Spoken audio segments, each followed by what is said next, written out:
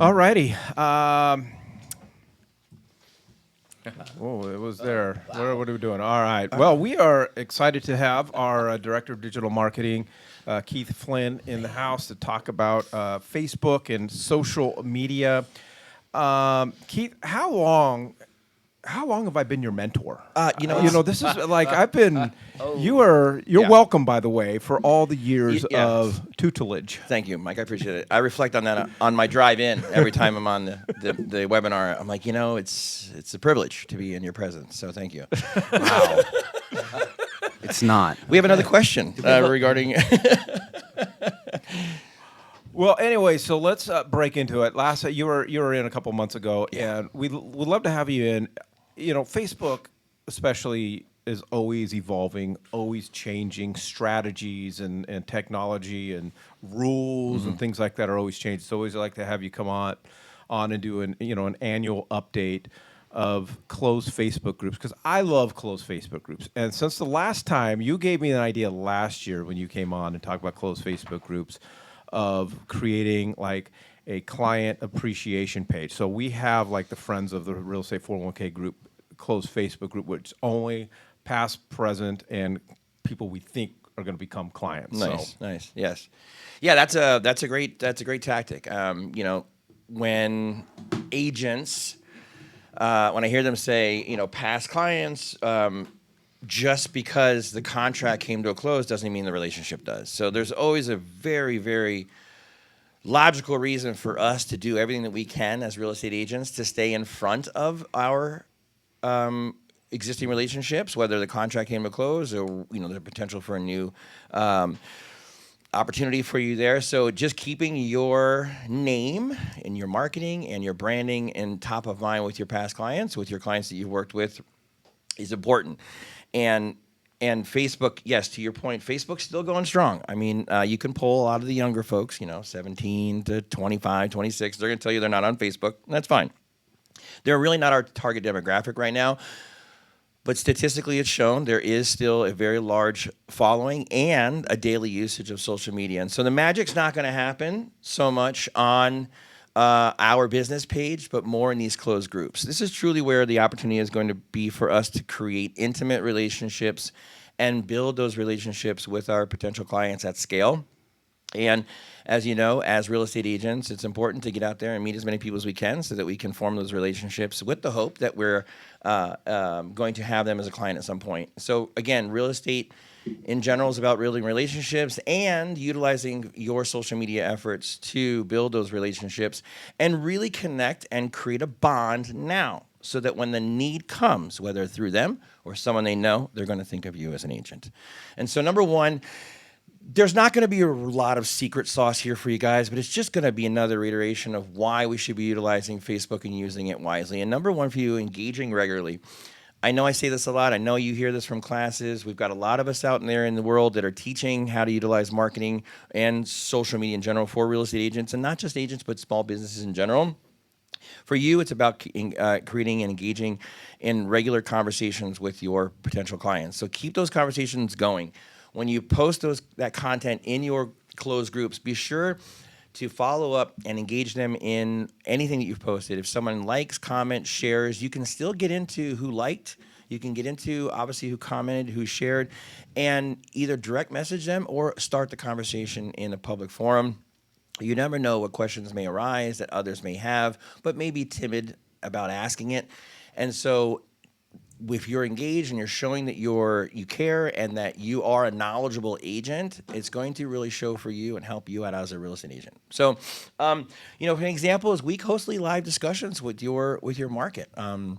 Whether you're in a closed group, one that you manage or one that you have come into, whether it's around hiking, biking, food, restaurants, whatever. There is a closed group for everybody.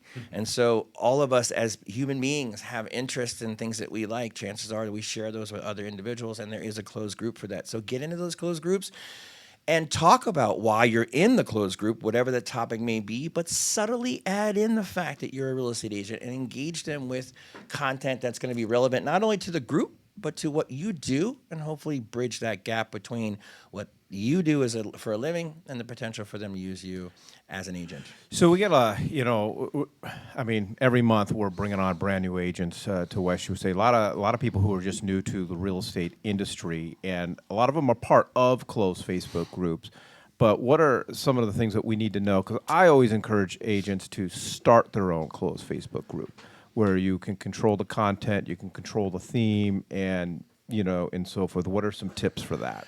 Yes, ideally, if you can create a group that you manage and you control and you create the rules for and you create the description and the reason why it exists, that's fantastic. If you see that there's already a closed group around a neighborhood, subdivision area, and you get into that closed group and you see that it's it's fairly active, or the content in there is not really valuable, it's more of people either A, complaining, or B, wants to know, why they heard firecrackers. Some people thought it was a shotgun, whatever the case may be. There's always that discussion going on, in the groups. Be someone who is contributing high value content in those groups, especially if you own the group. A great play for you for creating your own group is reach out to your loan and title reps. See if they would like to contribute and help you admin that page or that closed group. You're not going to have to do so much in the way of adminning, meaning throwing people out or giving them warnings. For the most part, people behave themselves. What we're asking your vendors to help you with is really just creating content for the group. Showcase your knowledge, showcase your expertise, continue to educate those who are in that group and provide that high value for them. And that exclusive content can be in the way of virtual home tours, property tours, tours of the neighborhood, up-and-coming businesses, spotlighting a community member, really getting deep, hyper-niched into the neighborhood, because at the end of the day, that's what's most important to the people that are in that group or the people who have shared interests with you, and create that value. One of the things, Mike, you did early in your closed group for Boys Burger Club was to go out and buy the domain name for it, and then redirect that domain name to the closed group on Facebook. That's a great play, because now you've got a really nice, sexy URL that says boysburgerclub.com. You can put that on your marketing materials, your business cards. So maybe it's Keats Sells Homes or Keats Closed Groups or whatever you want to name it. Use that as an SEO friendly play. So maybe it's moving to Scottsdale, or Scottsdale living, or relocation to Arizona. Use a identifying mark as far as location in the name, so that people immediately identify what it is and where it belongs. Number 3 for you, encourage your members to interact. So get an editorial calendar for your closed group and organize what you're going to post, whether it's neighborhood challenges, photo contests, home improvement projects, all the holidays. We've got a lot of decor going on, decorative themes. Maybe connect with the HOA for that neighborhood and find out what their rules and regulations are. There are CC&Rs for when lights can go up, lights need to come down, and engage your community in those conversations. Reiterate, hey, in the last year, we probably have had many people move into the neighborhood. Just as a reminder, I've spoken with the HOA. Here's the CC&Rs on decorative lighting and holiday themes. And in the spirit of that, let's have a amazing front door contest. Everyone wraps their front door as a package or something, So do a lot to elicit conversations and ask great questions of your members. Get conversations going, but again, be active, come back into those closed groups and participate in those conversations. I find in closed Facebook groups, I love the polls. Yeah. Creating polls. I remember a couple of years ago, we did a poll on the Boys Burger Club of what was your favorite condiment. And I did not know that we as a society are that passionate about condiments. Oh, yeah. And the hatred. Oh, how dare you like mustard and so on. But the engagement, engagement's engagement. Someone here likes hard-boiled eggs on their, or not hard-boiled egg, but just an egg in general on their burger, right? Yeah, the egg is a very polarizing item on a burger. Yeah. A fried egg does not belong on a burger. See, you're wrong. So that's okay. Well, that's like chicken doesn't belong on waffles. Yeah, you lost everybody. Here, That's just Security. But it is. It's and I love the editorial calendar, because when we create this, we got a lot of great ideas and we got a lot of passion, and then life and business gets in the way. Exactly. And then and the key is, as you said earlier, consistency. And you got to stay on track. Yeah, absolutely. A calendar will help you keep in mind that, Mondays are going to be motivational. Wednesday's going to be a sneak peek for an open house. And if it's not an open house, maybe it's, market statistics or, some, movement with loans and ability to pre-qualify, anything that is going to provide value for your client. Always have a, if not A, then a B, so that you're always curating your content when you're out and about. We all have smartphones in our pockets with great cameras on there. Start snapping photos and shooting video of your community, and then get home and start thinking about some great content that you can post and ways you can feature your neighborhood, especially one that you're farming. You're trying to get in there and become a known face and a name as an agent. First thing you do is just start talking about the cool things that exist for those who live in the community. You establish yourself as someone who is a neighborhood mayor, and then people start to listen to you. Look for your content because you're consistent and it provides high value. Number 4, when you're in these closed groups, whether they're private or they're open or they're searchable, we know who's in the group, but we don't see the content. First and foremost, make sure that we're maintaining privacy and security. And so ensure a safe environment for your members. Let them know that you're not going to have anybody in there spamming. Add it to your rules. I don't allow any solicitation from other real estate agents, or you don't want anybody selling their small business offerings, whether it's a product or a service, or instead of saying no, like I do with my kids, I offer an alternative. Instead of saying no, how about this instead? I see a lot of groups who will say on the last Friday of the month, if you are a small business owner, this is your day to come in and showcase what it is about you, what you do as a small business owner, what you're offering, and allocate that one day of the month where everyone can come in, and we know that's the day that I'm going to see what everybody else does in my community, and I can either choose to engage or I know to avoid that day if I don't want to see any ads. Right. Or what I would do is if I had a big neighborhood group like that and I had a lot of people, small businesses, for us as the administrators of these closed Facebook groups, we're wanting to create content. And we talk a lot about videos and going out into the community and interviewing restaurants and business owners. So maybe if on a Friday of the month you're going to highlight a small business, you as the administrator of the group, why don't you do an interview with them, right, with that small business, Absolutely. and then you get that opportunity to now build that one-on-one relationship with the business owner, member of your closed Facebook group, and work on talking real estate with them. Absolutely, I think it's an underutilized tactic that I would love to see more from our real estate agents. Once a month, set aside a day that you're going to spotlight either a nonprofit or a food bank or a local charity in the area, a small business owner who could use the love, and give yourself the remaining month to reach out, make a phone call, schedule a time. Logistically, you're going to need some time, so I'd say once a month, spotlight a neighborhood community member.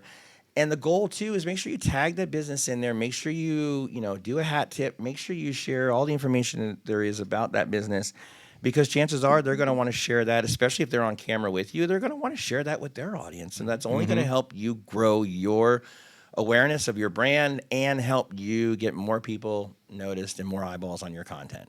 So yeah, that's a huge one, and one, like I said, completely underutilized. So what better way to show that you are an expert in the neighborhood than to highlight the good that's there in that neighborhood.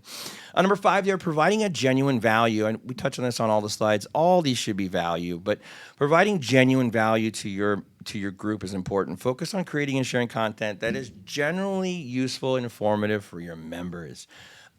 Empower folks. Hey, did you know that as a first-time homeowner, you probably don't know X, Y, and Z, or things that you should do annually, or put it on your calendar, or give them a yearly calendar of things that they should be doing at certain times of the year.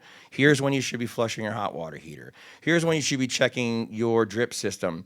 Here's when you should be going out and doing these things each and every year. And as a new homeowner, again, creating value for your past clients, here's one thing you can do to increase the value of your home each and every year for under $500. And here's a contractor who I just happen to partner with that can help you do it. And he's on camera or she's on camera with you, and you're providing that high value back to your past clients.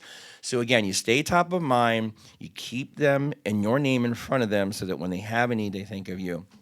We already talked about community highlights, Q&A sessions, polls, which was Mike just mentioned, testimonials in general, any success story that you've had with your past clients, take that, paraphrase it, put it into a great story, and go back in and share that with your clients, your potential clients, your past clients. How you help somebody overcome a challenge as an agent, chances are there's going to be many other people in their journey for a home that are going to experience those same challenges. And what better way to showcase your expertise than to leverage a past client that you help overcome those challenges with? And I think that's just a great play and one that's completely underutilized. And I'll leave you with this because it's very topical. Consider using AI. Did you write this, or did you use AI to write this? I gave it the bullet points. I told it to elaborate. And then I also said to the AI image generator that I wanted a image of a agent in front of a Facebook business page, make it Pixar themed, and I gave it some bullet points and some guidance. And this is the image on the left that it came up with. So AI, we're about a little over a year into it now. It is very, very useful for you as an agent, as small business owners. And so take a screenshot of this. Follow us on our recording on the YouTube channel after the fact. There are some great takeaways here for you to implement artificial intelligence into your business. And I can't emphasize this enough, especially for new licensees who just don't know what they don't know. What better way to start to use AI to help you fill in those gaps so that you build your knowledge base, and then eventually you'll be able to regurgitate this stuff from memory and not so much have to rely on artificial intelligence. All right, we talked a lot on neighborhood groups. I don't want to limit the conversation to just neighborhood groups. For some people, it's just, neighborhood groups, they're a lot of work. Yeah, I mean, you got to canvass a neighborhood, and there's a lot of things that you got to do. But I know you just see a lot of great ideas out there. So not just limiting it to neighborhood groups, what are some other ideas, or how do you walk an agent through the process of, hey, this is your personality, this is what you're passionate about, let's maybe build something around this? Yeah, absolutely. I mean, just no one knows you better than you, right? So one of the real big reasons why I tell agents, do everything you can to resist outsourcing social media to a social media person, because you can't outsource you. And it's hard to mimic your voice, your brand, your vision, your passion, your values, the benefits of using you. And unless you have someone who's local and you can connect with and reach out and grab them and say, sit down with me and here's who I am and here's how to mimic that, that's one thing. But if you're someone who has a lot of interest, you ask yourself, what's a hobby that you have? What motivates you? What's your passion? What is it that gets you up in the morning that's not work related? And if it's riding a bike, or if it's hiking 17 summits on Sunday mornings like Mike or Nick does, it's like I thought Mike did that. I was about to. Did I do that? Yeah, I don't remember. Whatever it is that fills in those gaps when we're all here doing our work thing. There are other people who share the same passions, and so start to perform some simple searches on Facebook for groups that exist around what you do. There's a group. There really is a group for everything. Mm-hmm. There's Canva for real estate agents. There's Boys Burger Club. I'm sure there's a chicken club or something. I don't know. There's a lot of groups out there. Just start performing searches. You're probably already seeing a lot of closed groups being recommended to you anyways, based on what Facebook knows about us. Mm-hmm. And at the end of the day, I don't want to go off a tangent, but listen, we can ban TikTok all we want. The data's out there. If someone wants it, they can go buy it. All right. So we're making a big fuss about something. Really, at the end of the day, this is about control. The U.S. wants to control TikTok. They don't want anyone else doing it. That's what it is. But at the end of the day, you have a passion about a lot of things in life. So do other people. Go find those groups. Go find those like-minded people. Get into those groups with them. Engage with what the group exists. And at the very least, get into those groups, because if you're going to start your own group, right? Especially if you're going to do a neighborhood group, right? Get into other neighborhood groups just to see what other agents are doing, because there is a lot of creativity out there. There's a lot of cool things. I would say the one thing to make sure you look out for is the negativity and the toxic environment that some of these groups can become. Yeah. My wife focuses very much on women that are pregnant, moms that are pregnant, had a baby, are just had a kid postpartum, and so that's her big passion. So she's been involved in a lot of groups, and unfortunately, they turn negative really fast. The one thing about her group that she started a couple of years ago, and why it's grown as quickly as it has, is that she doesn't allow negativity. She doesn't allow drama to be posted. She will clip it out immediately, and that's the opposite of what you see a lot of times. And so people stop showing up to pages that have that negative overview or overlay, and so it's a big thing to focus on. And you see a lot of these groups fall apart because of it. So if you're seeing all these groups in one specific thing that you like, don't worry about it. If you're consistent in your messaging, consistent in your posting and engagement, your group will grow. All right, last thing I want to get your comments on, Keith. I think what a lot of agents do is we're told, hey, we got to be on social media. So we're on social media. We got to have closed Facebook groups. So we're on closed Facebook groups. Right. But we don't really sit down and say, okay, what is the goal of this Facebook group?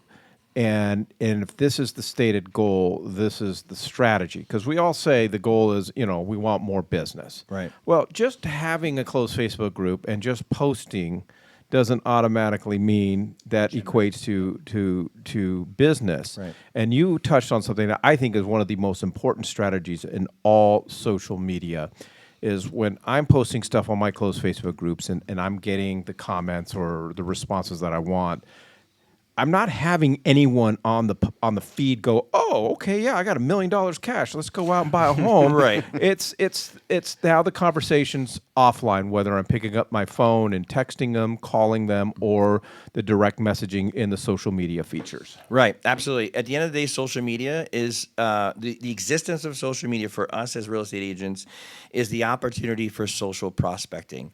No different than knocking on doors or running into people at a networking event or shaking hands with somebody you haven't seen since high school and you bumping each other at Costco. We're just now able to do it at scale with social media. And so these closed groups, and the big takeaway why we push closed groups over your business page, which, by the way, you should definitely have a Facebook business page. The reason why closed groups are a better use of your time and yield more result is because when you're in a closed group, nobody misses the notifications that there is a conversation happening. When I push content onto a business page, it's estimated that less than 3% of the people who have chosen to follow me, who've hit the like button, it's estimated that less than 3% will see your content organically because Facebook has built a pay-to-play business model. Meaning, if I want more people to see my content, I got to spend money. With closed groups, you don't have to do that. If I've got 3,000 people in a closed group and I post in there that, hey, market rates are down, pre-qualify, you ever considered moving over from rental? You could probably buy. Have you ever asked questions? Here's the questions to ask. Everyone in that group's going to see it. And if someone comments, likes, shares, everyone in the group's going to know that someone commented.